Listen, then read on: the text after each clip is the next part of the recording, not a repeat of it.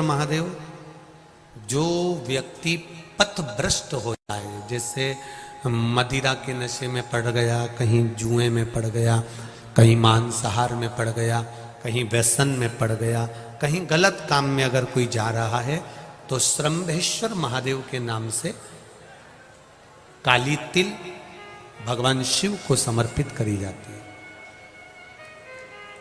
महाराज काली तिल को वापस उठाकर ले आते हैं। उसी काली तिल को जो मदिरा का नशा करने वाला होता है या जो गलत व्यसन में डूबा हुआ होता है, उसको वो सुबह के समय अगर नहीं खाता तो भोजन के साथ उसको दिया जाए। श्रंभेश्वर महादेव। एक बेलपत्री का भी बहुत अच्छा प्रयोग है श्रंभेश्वर महादेव का। मदिरा पीने वालों के लिए, मांसाहार, व्यसन में, जुए में, पेशावृत्ति में, पर नारी में, गलत जगह पर जो डूबे रहते हैं उनके लिए पहले की कथा में उसका वर्णन किया है बेलपत्री का। श्रंभेश्वर महादेव। एक बार सब बोलेंगे, कौन से महादेव? श्रंभेश्वर महादेव।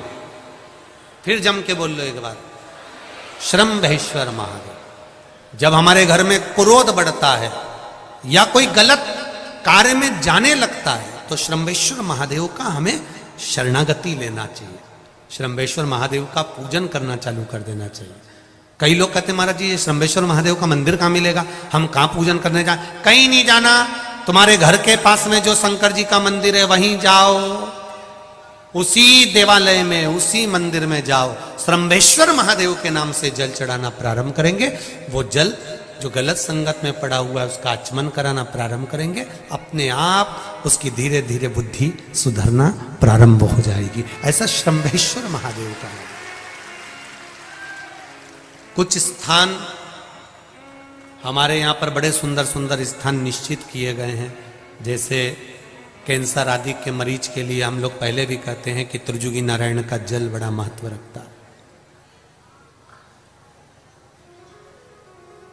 जिसका शरीर या जिसको एक पत्र आया है कि किसी को मिर्गी का झटका आना चालू हो गया था। अब पत्र ढूंढेंगे तो समय थोड़ा लग जाएगा। जिसने लिखा है उसके स्मरण में होगा। जिसने भी लिखा होगा कि बीमारी के चलते चलते फिर मिर्गी आना चालू हो गई।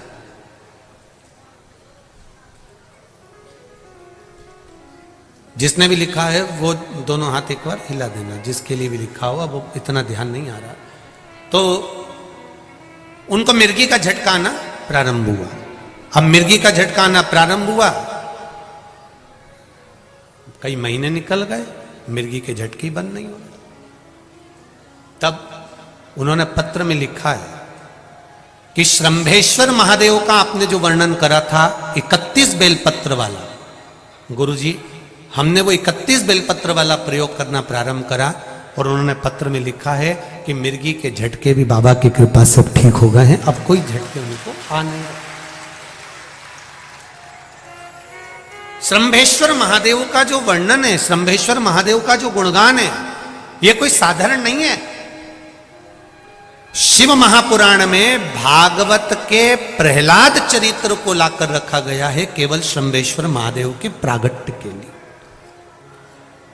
ऐसा श्रंभेश्वर महादेव का गुणगान। एक बार फिर आप लोग भूल ना जाओ, उसके लिए एक बार फिर से बोल लो, कौन से महादेव?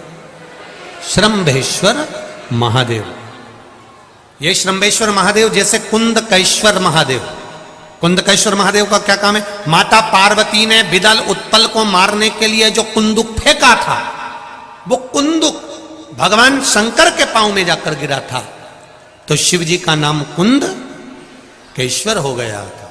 जब हमारे यहाँ कोई दवाई नहीं लगती शरीर में, कोई कैंसर जैसा रोग हो गया, किडनी लीवर का रोग हो गया, या बीपी शुगर का रोग हो गया, शुगर लेवल में नहीं आ रही है, तो आप शंकर जी पे से जो बेलपत्र ला रहे हो कुंदकेश्वर महादेव के नाम से लाओ।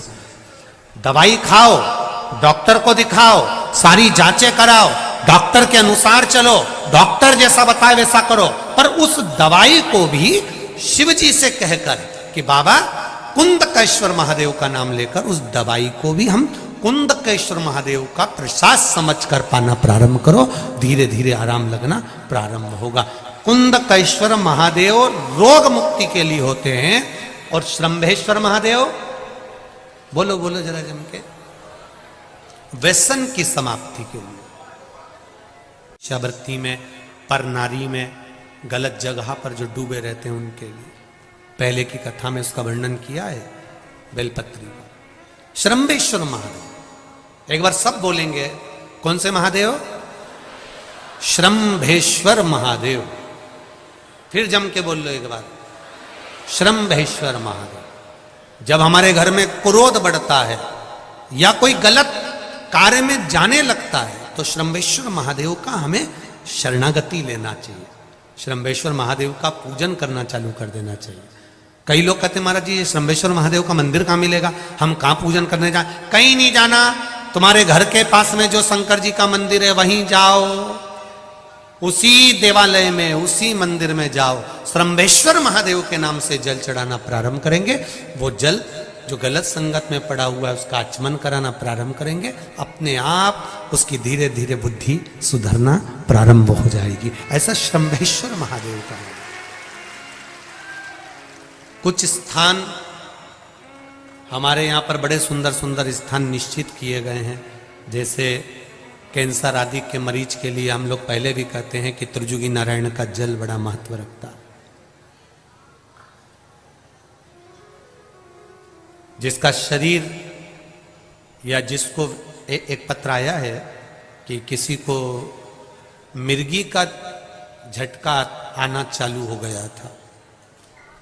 अब पत्र ढूंढेंगे तो समय थोड़ा लग जाएगा, जिसने लिखा है उसके स्मरण में होगा। जिसने भी लिखा होगा कि बीमारी के चलते चलते फिर मिर्गी आना चालू हो गई,